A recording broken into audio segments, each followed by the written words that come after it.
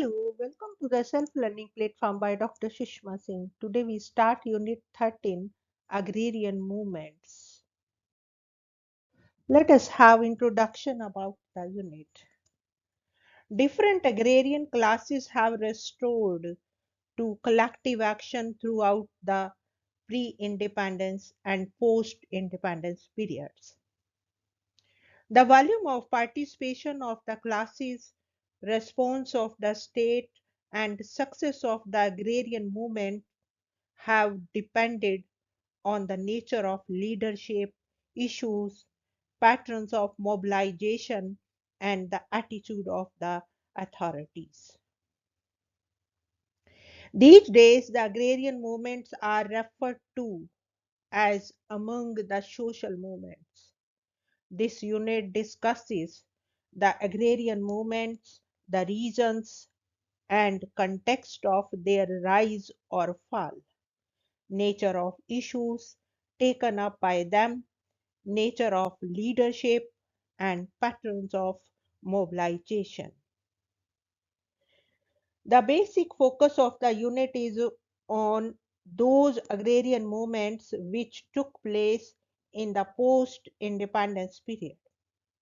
However, in order to give the students a background to these movements, Section 13.4 also discusses the essential features of such movements in the pre-independence period.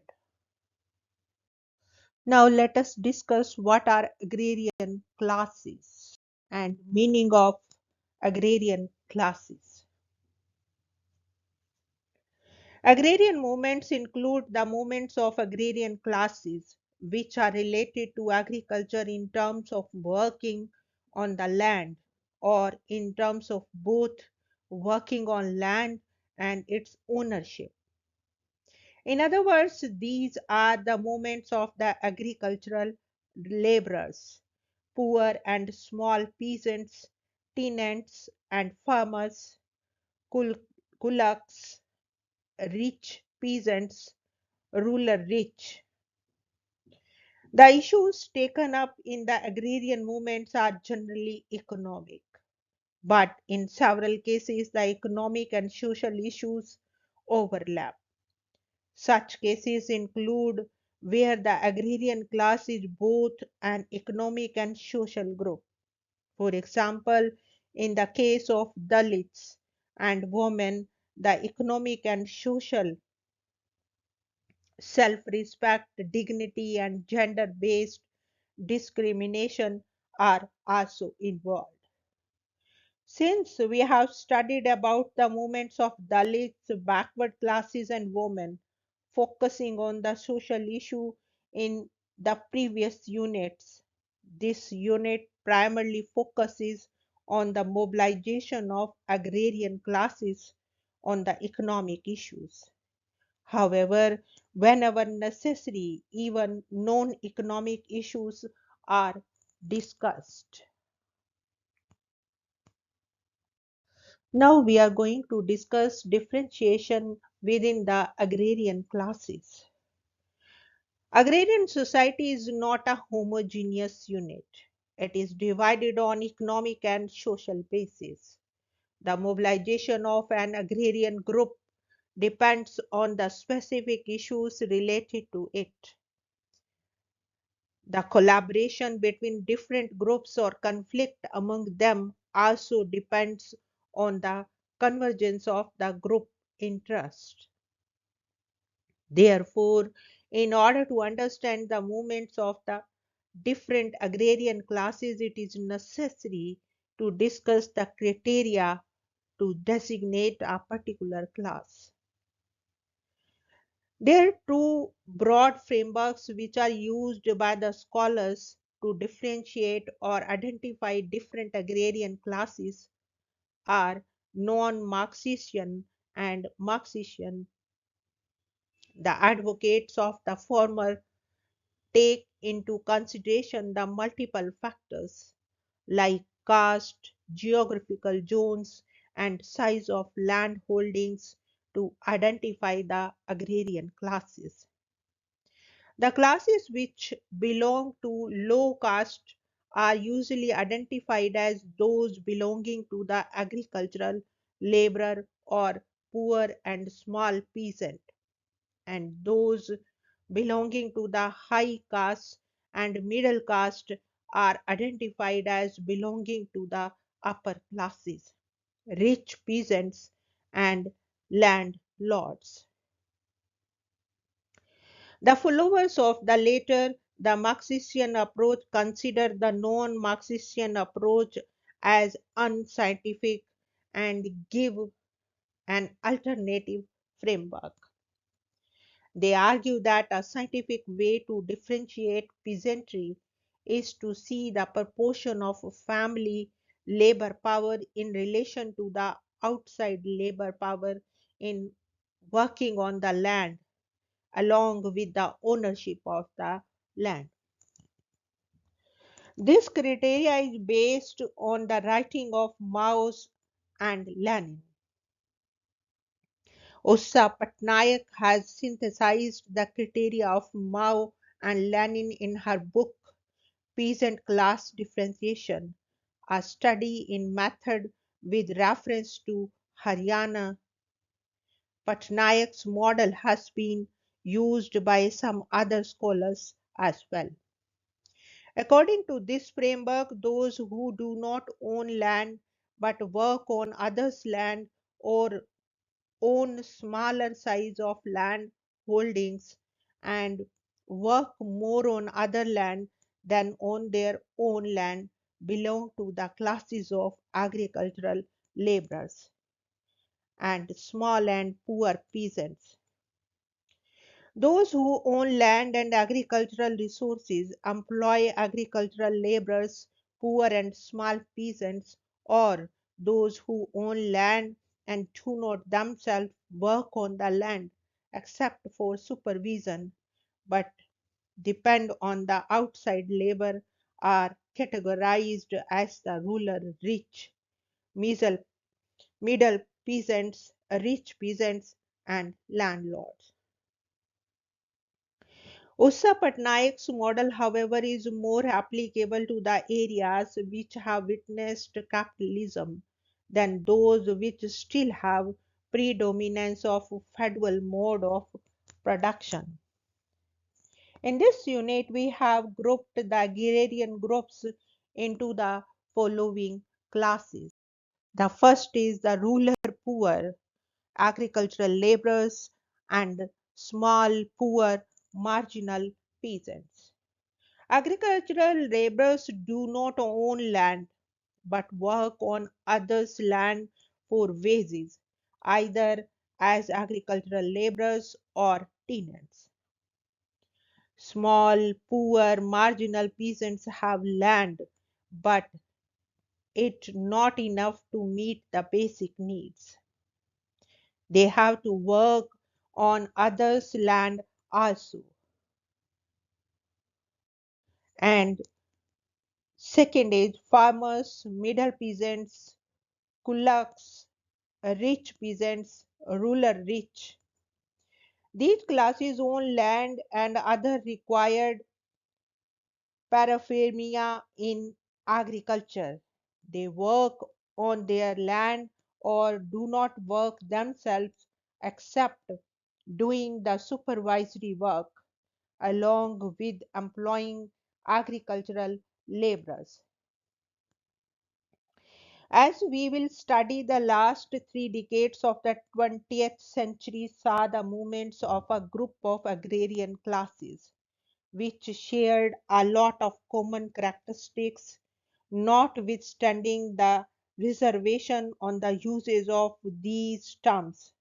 This category has been addressed as kulaks, middle peasants, or the farmers. Now, the next point is approaches to study agrarian movements.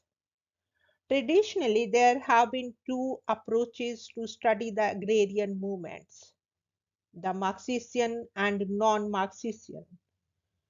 The former analyze these movements in the light of the social relations of production or the economic relations. How the poorer how the poorer agrarian classes get mobilized against their exploitation by the exploiting classes. The latter give more emphasis to the cultural and non economic factors.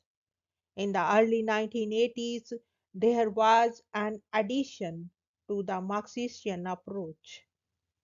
Influenced by the Gramsci's writings, this approach came to be known as the sub- subaltern approach. Subaltern school has had the most profound impact on the study of the agrarian movements. It has been popularized by Ranajit Guha in the series of subaltern studies. This approach is critical of the classical Marxism, which gives primacy to the economic factors over other factors. The subaltern school argues that the peasants have their own consciousness, leadership, and other cultural factors which play much more important role than the class. The subaltern school is also criticized by classical Marxists as separating consciousness and culture from the economic structure and thus not giving the true picture of the reality. Rajendra Singh analyzes the secondary literature on the agrarian movements as part of the social movements in the post Marxistian perspective in his book Social Movements Old and New, Postmodernist Critique.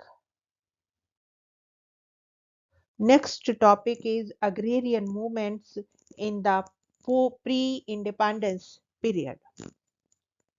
Ghanshyam Shah, while reviewing the literature on social movements in India in the book Social Movements in India, a review of literature, points out that political science has been averse to the people's participation in politics and movements.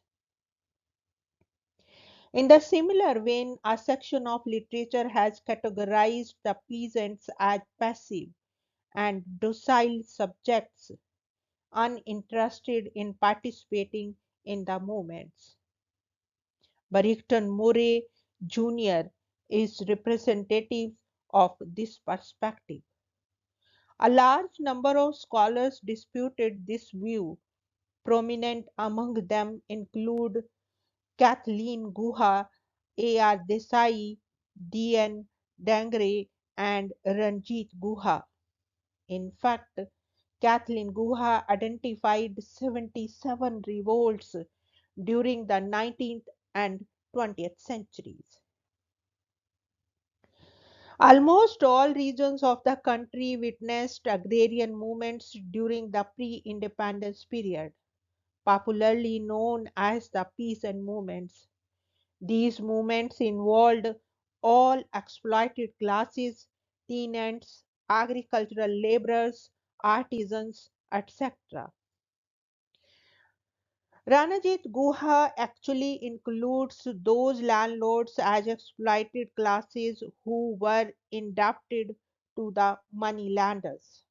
Among the most prominent of these movements were Awadh peasant movement in UP, Kheda movement in Gujarat, Mopila movement in Malabar, Kerala, Champaran peasant movement in Bihar, Wahhabi, Farabi, and Tibhaga movement of Bengal, and Telangana movement in Madras Presidency's areas forming present Andhra Pradesh. When we compare the characteristics of these movements with those of the post independence period, which are discussed in this unit, we will notice that there are differences in the issues, nature of leadership, ideologies, and pattern of mobilization in the agrarian movement of these two phases, pre and post independence. The pre independence period movements can be termed as the anti colonial movements as well, since these movements were against the classes which were supporters of the British Empire, the landlords, moneylenders, and other exploiting classes. The issue raised in these movements were related to the nature of agrarian relations. These relations were built on the exploitation of the agrarian classes, tenants, peasants, agricultural laborers, artisans, etc. In order to meet the requirement of the colonial forces and to satisfy their feudal needs, the landlords exploited them in several ways. These included unreasonable increase in the rent, forced gifts, nazranas or begars, forced labor, physical torture, insecurity of tenure. These problems were compounded by natural calamities like famines and flood, commercialization of crops, indebtedness. The failure to meet the economic and non economic requirements of the landlords, the poor agrarian classes were not only evicted from the land they cultivated, they were also tortured physically. As mentioned earlier, the agrarian classes were not silent sufferers. They reacted to the exploitative system in different ways. These ways included both the ways which James Scott calls everyday form of resistance and in the form of organized peasant movements. The leadership of the peasant movements of the pre-independence period articulated the problems of the peasants and mobilized them into action against the landlords, moneylenders, and the British administration. The general point which emerges from a large number of studies is that the leadership of these movements came from the non-peasant classes. Kapil Kumar, in his book Peasants in Revolt, Tenants, Landless Congress, and the Raj in Awadh indicates that though the leadership Awadh peasant movement did not belong to peasant as such, it ran parallel to the leadership of the national movement. In the course of time, with the merger of this movement with the national movement, the leadership of the peasant movement was taken over by the leadership of the national movement. Similar observation is made by scholars, some about the Champaran peasant movement. Religion, caste, nationalism, and Marxism provided ideological basis of the peasant during this phase. Religion and caste became the rallying points of the peasants in Awadh, Mopila, and Wahhabi and Faradi uprising. The usage of religion generated a debate among the scholars, one group of them categorizing such mobilization as communal, while other linking reason with the economic problems of the peasants. The attack on the Indian exploited classes, landlords and moneylenders, and participation of the peasantry in the armed insurgency in Telangana under the banner of the Communist Party of India are example of how ideologies of nationalism and Marxism contributed to the mobilization of the peasants in their movements. The movements took different forms: demonstration, destroying the properties of the landlords and moneylenders, boycott of the landlords by the barbers and washermen. On several occasions, the movements resulted in violent clashes between the agents of landlords and police. The peasant movements of the pre-independence period had impact on the programs of the Indian National Congress. The Congress Socialist Group within the Congress, which included later generation of socialist, communist, and future Prime Minister of India, advocated the need for the drastic land reforms. The Congress appointed a committee to look into the distress of agrarian classes and to suggest measures to ameliorate their conditions. This had its impact on the agrarian policies of country when it became independent. As the land reforms became the state subject depending on the willingness and political will of the leadership, land reforms became the subject to reckon with in the different states of India. Here we want to wind up this lecture. Thank you so much for your attention.